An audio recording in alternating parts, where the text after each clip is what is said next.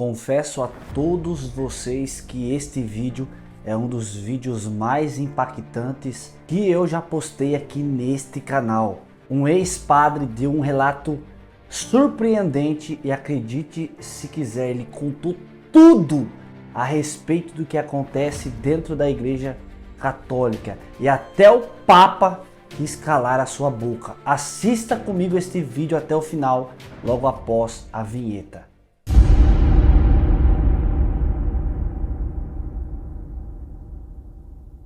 Antes de nós iniciar esse vídeo, eu quero pedir a todos vocês que estão chegando aqui agora no canal, que ainda não é inscrito, inscreva-se aqui no canal, ativando o sininho das notificações e, é claro, deixa o joinha para esse vídeo. Sem mais delongas, bora ouvir um dos relatos realmente mais terríveis a respeito do que acontece e do que acontecia dentro da Igreja Católica, feito por um ex-padre. O ex-padre Sérgio Zanella conta aqui nesta matéria sobre os bastidores da fé, desafiando qualquer um que duvide de suas afirmações. Aceito de imediato e não tenho medo. Eu desafiaria também? Desafio também. Deus nem existe, como é que ele vai escrever a Bíblia?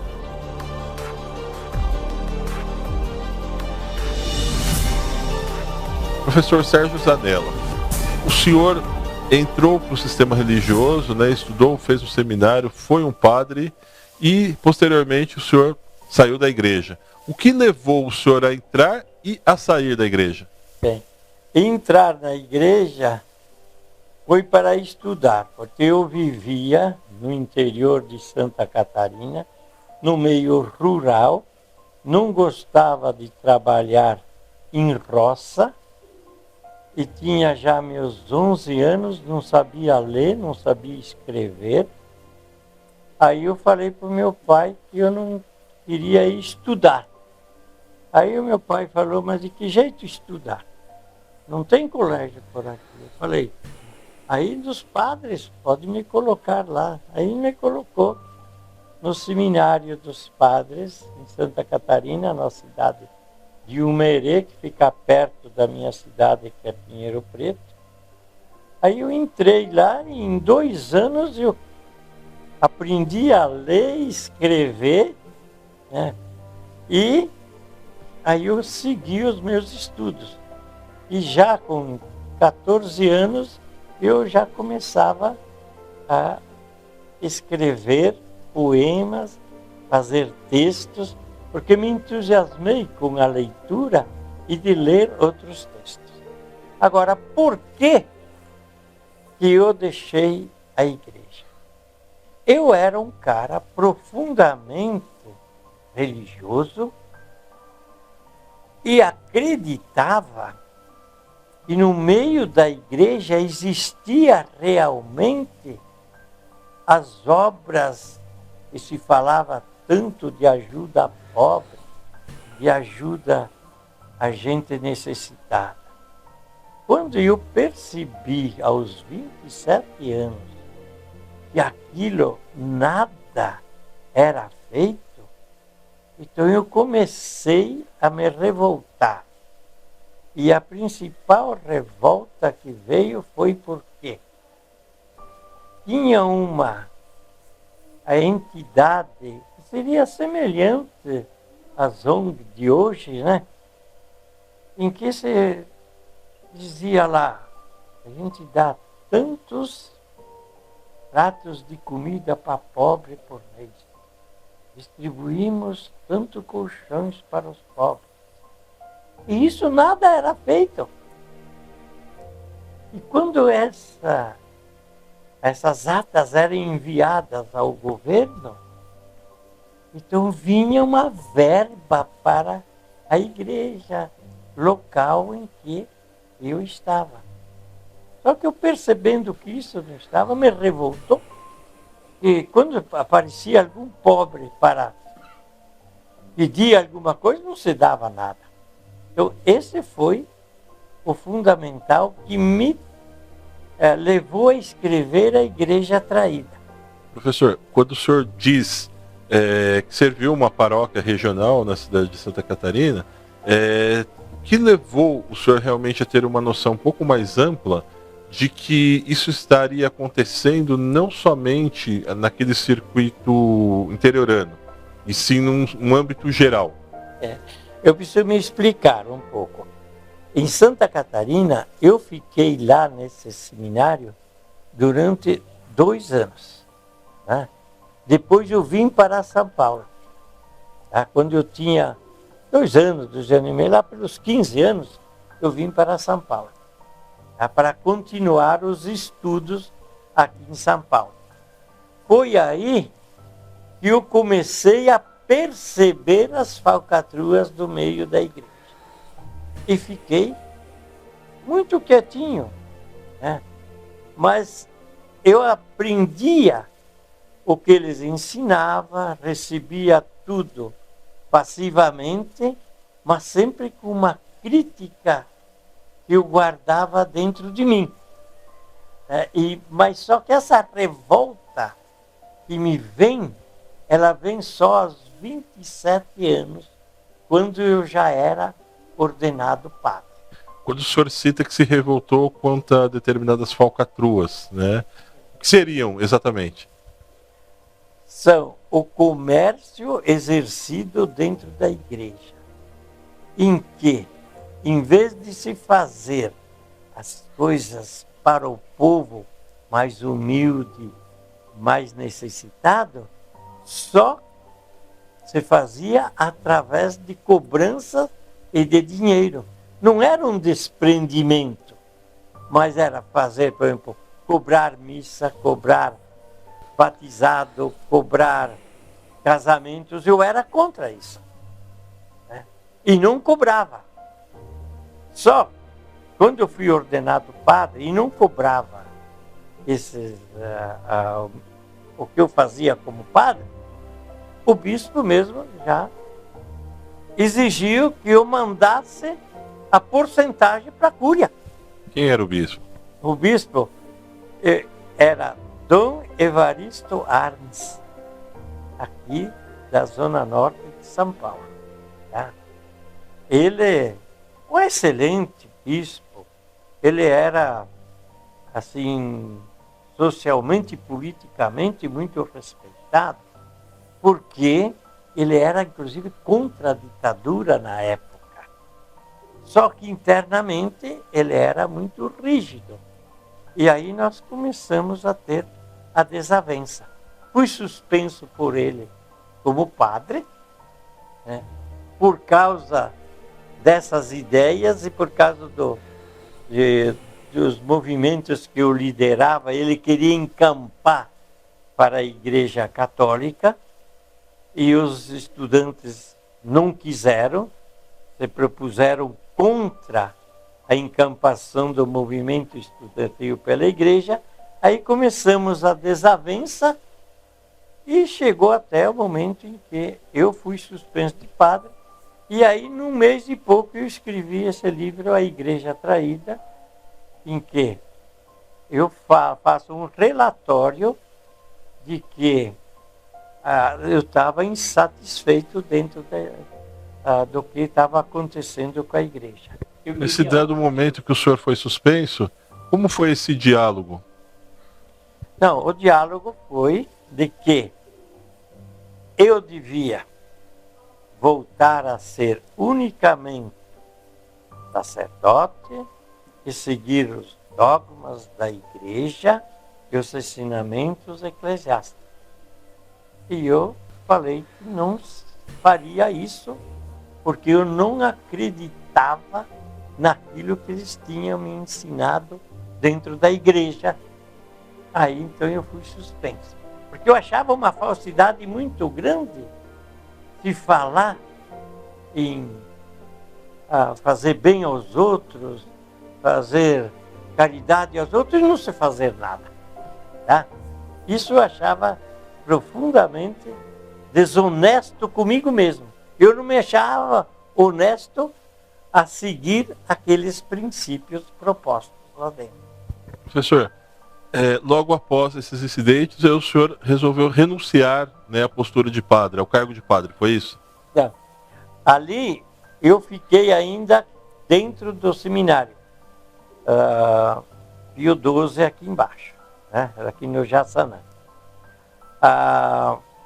Quando eu fui suspenso, eu continuei lá dentro, tinha 41 seminaristas, né? E este fato foi que eu falei lá do jornal, né? É que despertou a mídia nacional e internacional. Aí a Manchete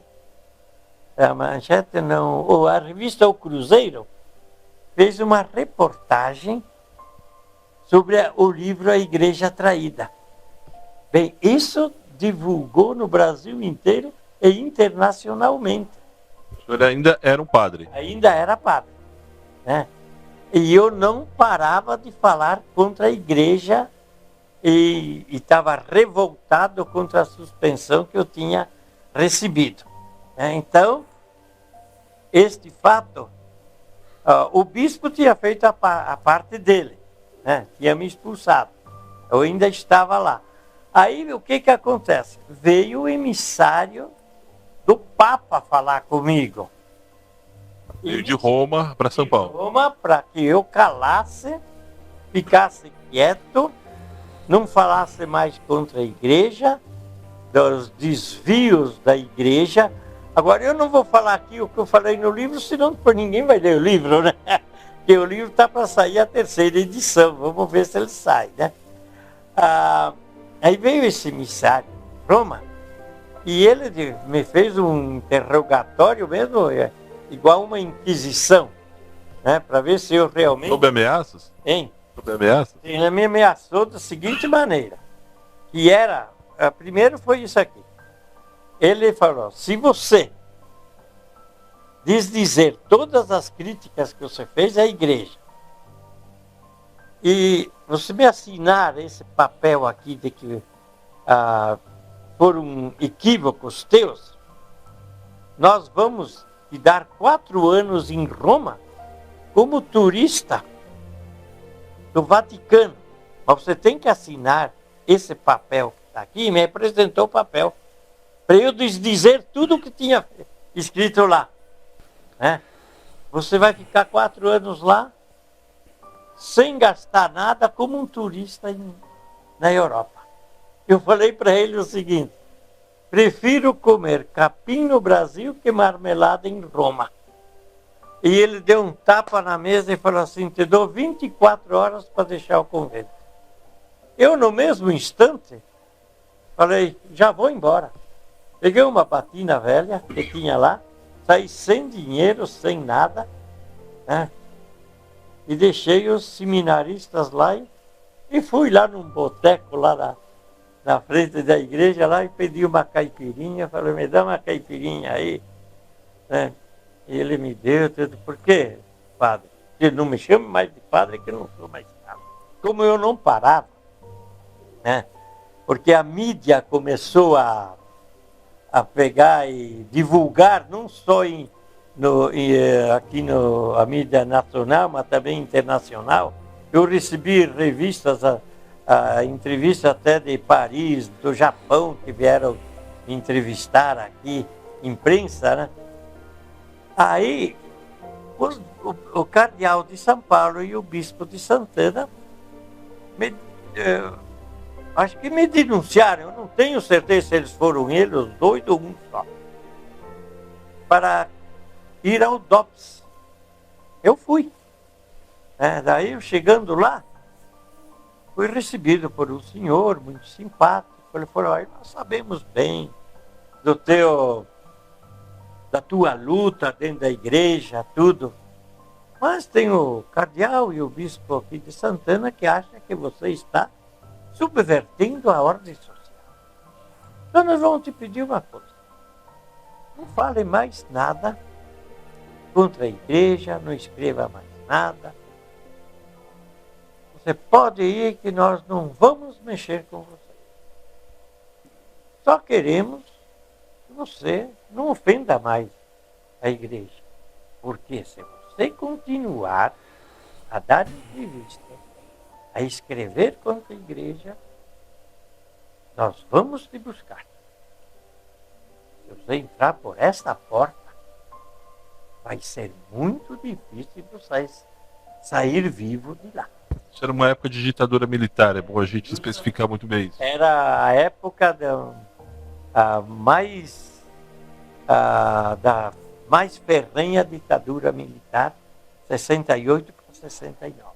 Como que o senhor conseguiu lidar durante esse tempo com tudo isso? O senhor parou realmente com as críticas, parou, Sim. deu um tempinho e depois, agora, também o senhor está voltando com todas essas ideias. Justamente. Aí eu parei, porque entre a vida e a morte, eu pensei, é melhor eu ficar vivo. E mais tarde, pensei, eu voltarei a essa luta, quando eu tiver condições para isso. Hoje, professor, se alguém ligado à igreja, né, eventualmente desafiasse o senhor para um debate contra todas essas afirmações, o senhor aceitaria? Aceito de imediato e não tenho medo. O senhor desafiaria também? Desafio também. Tá? Porque hoje eu me sinto mais seguro, porque para escrever esse último livro aqui, aí, a comercialização da fé, aonde eu englobo todas as igrejas, não só a católica, mas especialmente as igrejas evangélicas, porque essas são mais exploradoras do que a própria igreja católica. Por quê? Explica pra gente, professor. Porque elas vivem em função do dinheiro.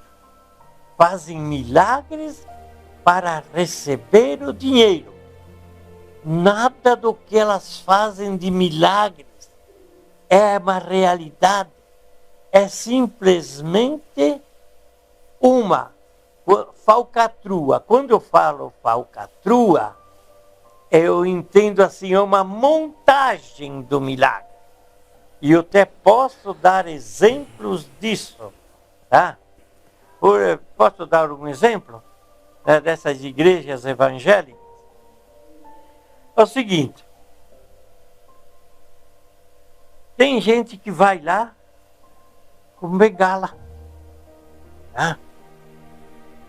E o pastor chega e fala, mas o que você tem, meu filho? Então ele chega, dá uma bênção, vem os obreiros, tudo. E aí ele larga as muletas e sai andando. Isso é a falcatrua. Agora, existem os milagres da autossugestão. Existem os milagres que é fruto do cérebro. E eles usam esses milagres para quê? Para arrecadar dinheiro e para terem benefícios em seus favores. Vai ver. No livro, A Comercialização da Fé, eu falo tudo isso. Olha só, o milagre não existe. O que existe é o poder do cérebro. Isto já é confirmado pelas pesquisas científicas. Nós temos médicos americanos e canadenses que descobriram que nós temos o lóbulo da imunidade. Ele realmente, esse lóbulo da imunidade, está numa localização do cérebro, ele cura até câncer. Não é o santo, não é Jesus Cristo, não é Deus que faz o milagre, é o nosso cérebro. Professor, aproveitando, a gente pegando carona nisso que o senhor está dizendo, logo depois que o senhor saiu da igreja ou foi expulso, me corrija aqui se eu estou falando, né, de uma maneira errada, como ficou a visão espiritual do senhor? Se é que ficou algum tipo de visão espiritual? Como o senhor passou a ver Deus? Como o senhor passou a ver Jesus Cristo? Ver a Bíblia e os ensinamentos que o senhor aprendeu na igreja? Certo. Olha, soube muito suspeita e descrença. O senhor é descrente totalmente em Deus hoje? Hoje em dia eu sou totalmente descrente e provo por que a minha descrença e o meu ateísmo. Hoje eu acredito numa única coisa, e é a matéria. Só não existe anjo, Deus, não existe demônios. Isso é tudo criação da imaginação humana e das religiões para poder conter o ímpeto e a revolta do próprio povo. Porque o ser humano, ele é um ser insatisfeito. Tão insatisfeito que se ele não tiver um freio, e esse freio é imposto pelas religiões. Se você for ver, desde os assírios, desde os antigos sumérios, as divindades eram patrocinadas pelos sacerdotes, que eram pagos pelos titulares, ou seja, pelos presidentes, pelos imperadores e pelos reis, para que intimassem o povo a se comportar melhor. Porque o povo, o homem, ele teme mais a Deus do que as leis.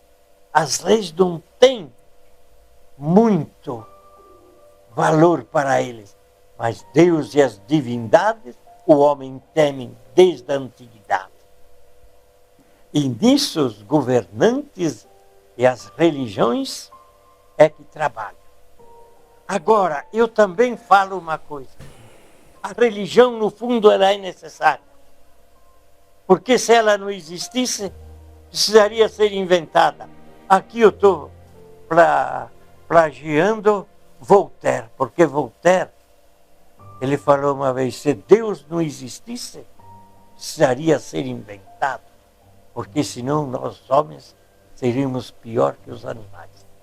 E a religião, no fundo, ela é necessária, mas ela é necessária como uma educação, como uma orientação, e não a religião para exploração, para diminuir o homem, para explorar o homem, para cobrar doações, dízimos. Por que cobrar dinheiro? A religião que se mistura com o dinheiro é falsa, é hipócrita. A verdadeira religião é aquela que nasce dentro da interioridade do ser humano. E para isso não precisa nem ter Deus, nem santos, nem nada. Vale é a ética interna, o valor do ser humano. É isso que nós precisamos pegar e instruir a humanidade. E não submetê-la a essas imposições religiosas que nós temos. Tem muitas pessoas que não conseguem viver sem a religião, porque são fracos. Só conseguem viver sem a religião gente que é forte, que é racional, que tem segurança em si mesmo. Nós não precisamos buscar a segurança em deuses, em Jesus, em Nossa Senhora ou em santos. A segurança temos que buscá-la dentro de nós, na nossa vida, na nossa convivência com a comunidade, com a humanidade em que nós estamos. Professor, recentemente foram feitas várias denúncias, inclusive alguns setores da igreja, num assunto muito polêmico, que inclusive acabou até virando chacota em algumas redes sociais, quanto justamente a questão sexual, né, da vida sexual de alguns padres, inclusive, no que se diz respeito até algumas denúncias de estupro, né? Isso não é geral, mas é uma coisa que, quando você ultimamente se comenta nesse tema polêmico, é tocado inevitavelmente. O senhor chegou a presenciar algum tipo de ato desse, ou ficou sabendo de algum ato, ou o que o senhor teria a dizer sobre essas denúncias? Conheci muitos, né? Sobretudo dentro da pedofilia. Essa é uma realidade existente no meio da Igreja Católica. Eu não posso falar das outras religiões porque eu não estive lá. Mas, por exemplo, a pedofilia, ela realmente existe e é vou falar assim, é a lepra dentro da igreja. Tá? Porque o ser humano, ele é racional, mas é animal também. Os nossos instintos, eles têm que ser satisfeitos. Não adianta querer proibi-los, querer castrar o homem. Um dado momento, a nossa natureza se manifesta porque é a necessidade da própria natureza. Tá? Então, nos meios eclesiásticos, existem muita pedofilia e existem muitos desvios sexuais, sim. Tá? E esse talvez seja um dos cancros piores dentro da Igreja Católica. Porque se você for ver, até, eu agora não sei se foi século IX ou século XI, os padres casavam. Tá? Quando surgiu a lei da herança, que surgiu na Inglaterra, a igreja, se os padres tivessem filhos, ia ter que dividir os bens da igreja com os filhos dos padres, dos bispos, né? E então daí eles proibiram os padres de casar. Proibiram os padres de casar, mas não proibiram de ter mulher. Tá? Eu falo para todo mundo aqui. Hoje eu sou casado e tenho uma mulher só, sou fiel a ela, tivemos 2 filhos, um falecido, e tenho a filha, minhas netas. Hoje eu tenho uma mulher só. No tempo que eu era padre, eu tinha muitas. E não era... O senhor mesmo? Sim, não nego. Tinha muitas e não era de nenhuma. Como que o senhor fazia para realmente disfarçar tudo isso? A gente saía numa hora que não era a hora da missa, que não era a hora de estar dentro da igreja, né? Com mulheres que frequentavam a paróquia mesmo? Com mulheres que frequentavam, que ia se confessar, né? E quem era a grande maioria que cantava? Depois da confissão, professor, Sim. depois da... Eram as mulheres que chegavam e cantavam a gente. Né? Eu tinha lá meus 25, 27 anos, aí, no vigor da juventude, ia desprezar uma coisa dessa? Né?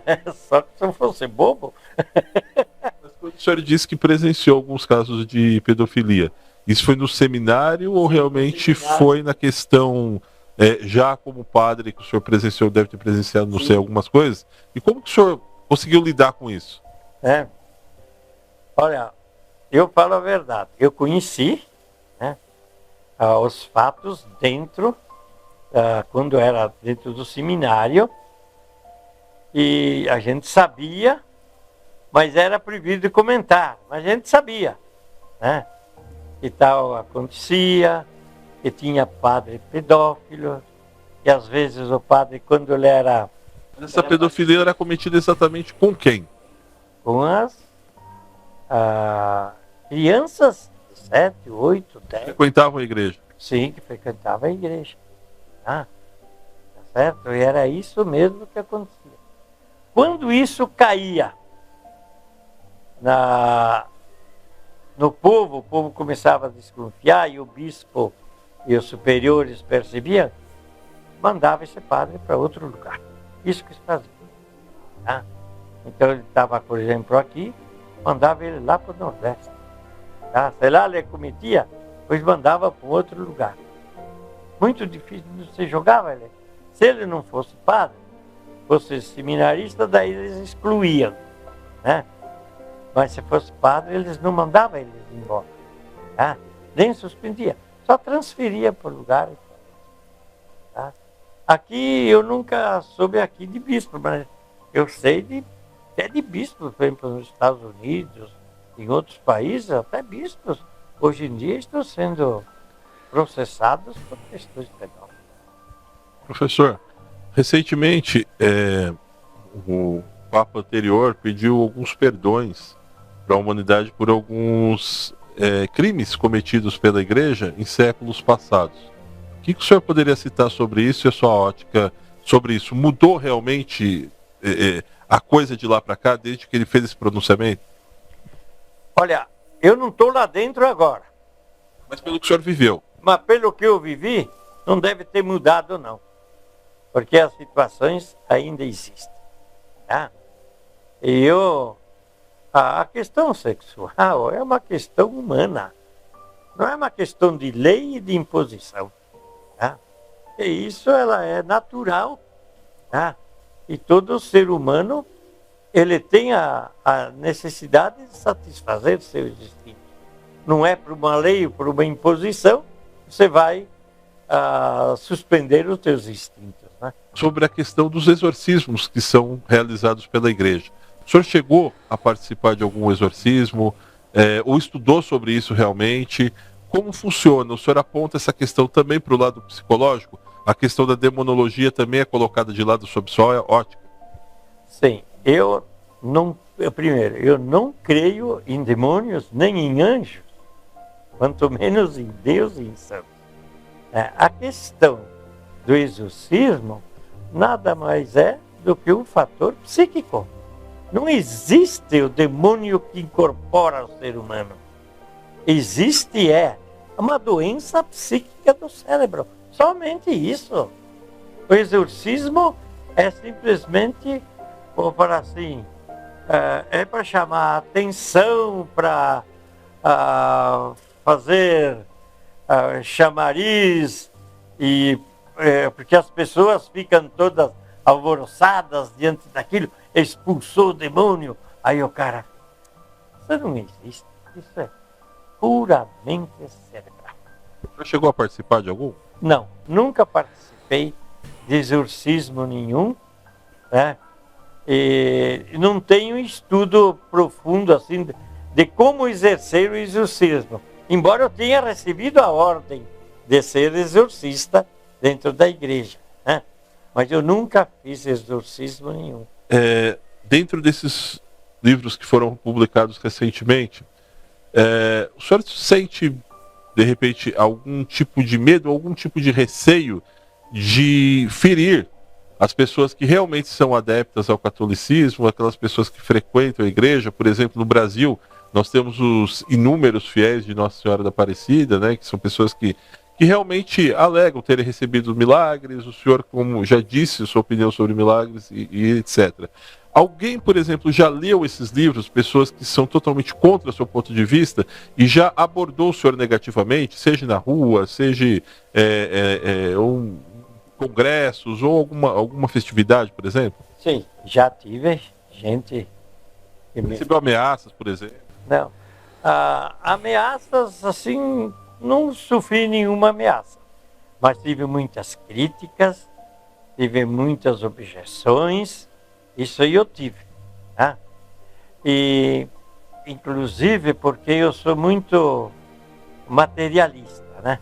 Então, agora eu quero falar uma coisa também. Eu escrevi os livros, não é para tirar a fé de ninguém, tá? É só para mostrar como a fé é comercializada. Se alguém tem sua crença e se sente bem, que se sinta bem com ela. Eu não escrevo o livro para tirar a fé de ninguém, mas para orientar. Professor, dentro dos 2 livros que o senhor publicou, né, teve a reedição agora, né, da comercialização da fé, eu gostaria que o senhor falasse um pouco mais sobre eles, inclusive onde as pessoas que estão nos assistindo nesse momento podem adquiri-los, um pouco sobre a editora também que o lançou, e, né, todas as informações precisas para que o pessoal possa conhecer um pouco mais de perto a comercialização da fé. Bem, a comercialização da fé, essa daqui é a segunda edição e essa aqui é a primeira, vocês encontram na internet entrando na editora Prismas, é de Curitiba. Se vocês não encontrarem na editora Prismas, ligam para a editora Apris, tá? Editora Apris, que é a mesma. A Apris, ela é mais antiga, e a Prisma é para lançar exatamente esses livros mais polêmicos. através da internet, vocês entrando lá, vocês encontram. E a editora distribuiu já também nas livrarias. Só que nas livrarias vocês têm que chegar e pedir o livro, porque ele não está exposto nas livrarias. Tá? A grande maioria dos livros estão lá expostos. Né? Esses vocês têm que chegar e pedir na livraria, qualquer livraria, ou seja, por exemplo, Saraiva, tem a Cultura, que sei que tem, que eles distribuem esses livros aqui. Agora, a Igreja Traída vai sair a 3ª edição, também pela editora Prismas, e vocês poderão já fazer o pedido para a editora Prisma do livro A Igreja Traída também.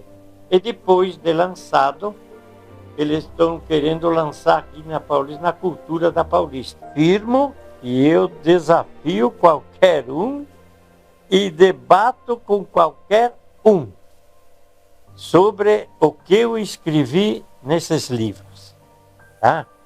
Sobretudo nesse aqui, a comercialização da fé, foram 15 anos de pesquisas. Eu, por exemplo, nego Deus. Né? Porque como é que Deus vai fazer o homem a sua imagem e semelhança? Se já existia povos bem mais anteriores do que a criação de Adão e Eva. Isso é uma farsa. Né? E eu falo uma outra coisa também. Por exemplo, a Bíblia. A Bíblia já partem do princípio, quem acredita na Bíblia, que a Bíblia é infalível, que foi escrita por Deus. Foi nada, Deus nem existe, como é que ele vai escrever a Bíblia? Né? Foi escrita, a Bíblia é uma maneira de divulgar o povo hebreu. É a história do povo hebreu, os ensinamentos do povo hebreu, tá? Que depois é completado por Cristo. O que eu acho que a gente tem que fazer é acreditar no ser humano, o homem, tá? E temos que lutar para que a humanidade se entenda. Isso que é necessário. Sem religião ou com religião. Né? Isso não é o fundamental, não é a religião. Como John Lennon já dizia, imaginar um mundo sem religiões, sem fronteiras, sem países e sem idiomas. Quem falou que você... John Lennon. Sim, Então deixa eu, já que estou aqui, vou terminar com uma coisa quase semelhante. Né? Porque tem gente que fala assim, mas você deve ser um homem infeliz porque você não acredita em Deus. Eu falei, quando eu acreditava em Deus que eu era infeliz, porque eu tinha medo do inferno, medo de não ir para o céu, daí eu era infeliz. Agora eu não tenho mais esses medos. Agora é que eu me sinto bem, me sinto feliz. Tá? Mas eu vou recitar uma coisa. Um poema que eu escrevi quando eu tinha 23 anos. E que hoje esse poema está traduzido em muitos idiomas. Né? O poema se chama Nós. Eu falo o seguinte. Quando o eu se tornar tu, todos seremos nós. Então colheremos juntos e frutos nascerão das sementes plantadas em terras áridas. Seguiremos com o homem para construir o universo. E não seremos reis nem súditos, pais nem alunos, entrevistador e nem entrevistado. Seremos todos irmãos em marcha para a liberdade. Quando todos formos nós, sem perdermos o eu, sem desprezarmos o eu. É isso que eu acredito, no sentido humanitário. Né? Que o homem tem que realmente procurar o bem, a bondade, isso que nós precisamos. Tá? Muito obrigado, professor. Obrigado a vocês. Tá? fiquei satisfeito de dar isso daqui. E se criar muita polêmica, pode me chamar que eu a gente vai para defender as ideias da gente. Não digo que eu sou verdadeiro em tudo. Tenho muitos erros também, mas defendo o que eu acredito e o que pesquisei. É muito forte o que ele diz, esse ex-padre. Realmente o que ele passou dentro da Igreja Católica é muito forte. Eu não concordo com o ponto de vista dele desacreditar em Deus, mas os seus relatos aqui vai gerar muitas reflexões na cabeça de muitas pessoas que nos assistem aqui. É claro, eu não tenho nada contra ninguém, eu tenho muitos amigos católicos, cada um acredita naquilo que realmente quer acreditar, mas nós trazemos esses relatos desses ex-padres para abrir os olhos de pessoas que realmente veneram esta religião. Nós que servimos a Deus, nós temos que ter uma fé viva em Deus e no nosso Senhor Jesus Cristo. Na religião católica, muitos idolatram santos, certo? Diversos santos, mas nós sabemos que Deus é o Criador de todas as coisas e o seu Filho é aquele que intercede por nós, é aquele que desceu a esta terra e trouxe a nós a salvação para a nossa alma. Deixa o teu comentário aí abaixo deste vídeo sobre o relato desse padre, sobre aquilo que ele falou, o que você achou, se você concordou, se você não concordou. É claro que é igual eu disse, eu não concordei com alguma coisa, com alguma opinião dele, com alguma crença dele não acreditar em algumas coisas, mas aquilo que ele relatou mediante o que aconteceu com ele dentro da Igreja Católica é muito forte, é muito terrível. Compartilha esse vídeo com um amigo teu, com um vizinho teu, com um parente teu e deixa o joinha para ele. Não esqueça de se inscrever aqui no canal. Deus abençoe você que assistiu esse relato junto comigo. Fiquem com Deus e até o próximo vídeo, se Deus quiser.